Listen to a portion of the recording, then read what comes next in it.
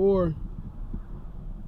Today's video should be short. We're just gonna finish off all of the equipment, I suppose, that I've got on this Type A CQBR Block 2 with the optic, which is the Vortex AMG UH1 Generation 2, affectionately known as the Huey. Before we get into that, what's my relationship with Vortex? There is none. I bought this unit a year ago at retail-ish prices. It cost me like 400 some odd bucks. So I'm gonna go over the details. Hopefully it's gonna be quick. There's a lot of videos out there, but more than a review, it's gonna be why would you select a holographic sight versus a traditional red dot, and why I like this sight. So as far as like just basics, let's get into it. I have notes so that I don't screw things up. The retail on this optic is 899 bucks. Like I said, I paid $4 something. I see them out there hanging right around that $500 mark, which is, you know, definitely hefty for a red dot, but you know, if you're gonna get like a, you know, a T2 or something like that, you're definitely in that category, in that price range anyway.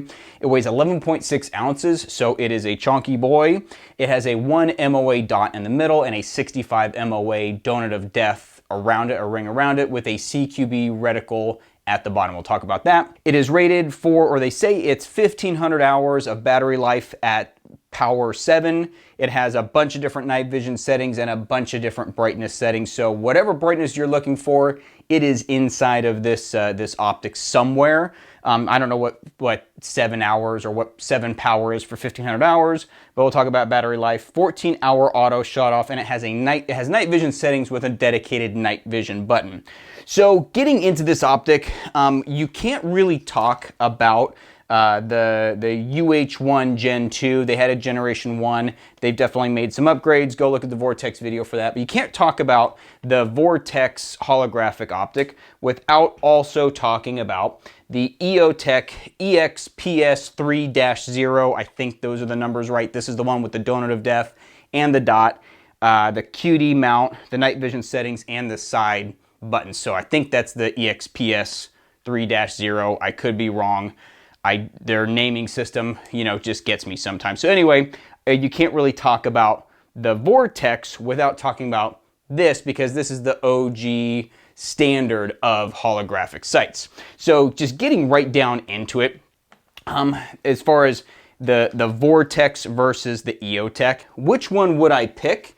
And I really don't think there is a solid answer for that. As far as the weight, they're both heavy, so they're within a few ounces of each other. So same relative weight, same relative size, same relative battery life. Battery life on holographic optics is not good. I have picked up both of these guns multiple times to use them and had the batteries be dead. So it is something that you do want to have extra batteries around running Eotechs or the Vortex holographic sight. Same relative price. I mean, you're going to be, depending on where you're shopping, within a few $100 of each other. Sometimes these are going to be up in the $800 range. Shop around, you'll probably find the EXPS 3s, hopefully lower than $800, but I don't know. The same relative MSRP. Let me put it that way. They both have night vision settings, and I know that people say that this looks bigger than this, but really, when you put them side by side and you look at the profile, the Vortex is a little bit longer, and the Eotech, I don't know, it's just a little bit fatter. So depends on if you're looking for length versus girth, I suppose. Now, let's talk about the pros of the Huey. So why would you choose the UH1, the Vortex, over the Eotech? For me, this is a pro-ish. There is a CQB reticle down at the bottom of the holographic sight, down at the bottom of the donut of death, which helps for engagements of, you know, 7 yards to 10 yards. They say if a 50-yard zero with this height over bore, it's supposed to be right on. It has been for sure. Having that CQB reticle has helped me when I'm moving from gun to gun, because I have a few different guns with different optics, different heights, and remembering your holds sometimes takes a little bit of a second, but this is kind of my go-to gun because that reticle, this is my nightstand gun. It's the one that I know I'm just gonna pick up and I'm gonna have my holds right from the get-go because of that CQB reticle and the time that I've spent behind it. So it's nice to have that. However, on the Eotech, you could use the bottom of the donut of death. They've got a little slash there. You could use that as your hold for 7 to 10 yards as well. I don't think it's really a big difference, but I would give a point to Vortex on that. Next is less visual obstruction. So when you're looking through the Vortex, you're gonna see that it's a little bit wider range of view, not much, but the Eotech has the window, which seems a little smaller. I think it's probably the same size, but it seems smaller because there's an extra shroud around it to help it be more, impervious to damage. So it's not a big difference, but I do see a wider field of view with the Vortex versus the Eotech. And personally, I just think that the Vortex looks cooler. I know it's bigger and blockier to some people, but it has a real RoboCop vibe to it, so I dig it. The Eotech Pros, you're getting down to the Eotech, like why would you choose this one, the EXPS 3.0 over that, or EXPS or XPS, whichever one you're gonna get? It's just the GWatt vibe, okay? So I've got it here on a Type A Mark 18. It definitely looks more, I don't wanna say legit, but it has that more, global war on terror. Eotechs were actually deployed. This is similar to what you would see on Mark 18s back in the day. So if you're looking for that GWatt vibe, Eotech's definitely the place. Plus just the cool factor of running Eotech. And I know some people don't like Eotech, so maybe it's not a cool factor at all. So overall, I would say if you're looking between the two of them, my money would be on both. I don't want to live in a world where I have to pick one or the other, and luckily I can have both. So if you want the Vortex, get the Vortex. If you want the Eotech, get the Eotech. I don't really see much of a difference. The only thing that's really going to set them apart is if you want the buttons on the back versus the buttons on the side, which is on the Eotech. So side by side, it's a toss-up. It's just up to your personal preference. Now the real decision-making time comes between getting a holographic sight versus a standard red dot sight, and there are a few different things to pay attention to there when you're making your choice. First off is going to be weight. So this is very, very heavy at 11.6 ounces compared to most red dot sights, including mounts. No matter what you're doing, this is going to weigh significantly more, in like the 6 to 8 ounces more. Now I put it on this gun here, which has a folder, which is adding weight, which has a quad rail, because I like quad rails, which is adding weight, and then I have another 20 ounces of suppressor and muzzle device up front,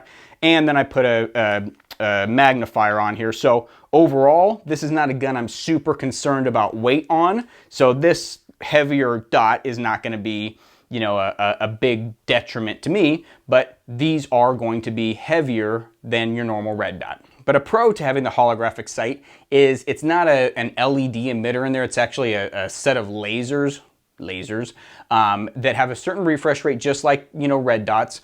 But the fact that it's a laser in there means you can get a really crisp 1 MOA dot, which makes this optic and the Eotech very, very easy to make shots out to 300 yards unmagnified.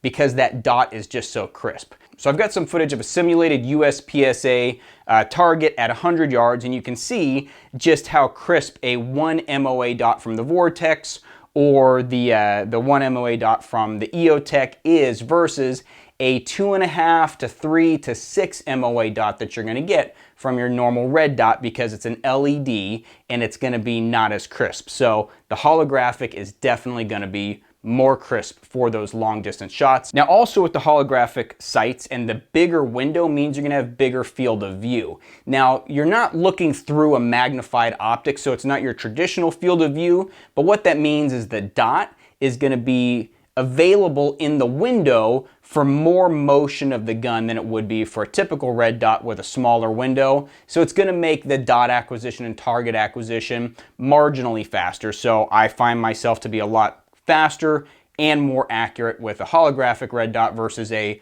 standard red dot that's gonna have a smaller window. And another benefit of these holographic sights is they are as parallax free as you can get. So you're always gonna have some type of parallax when you're looking through a piece of glass, which is when you move the window side to side, the dot's gonna move a little bit. But as far as the least amount of parallax, the least amount of point of impact, point of aim shift through two pieces of glass.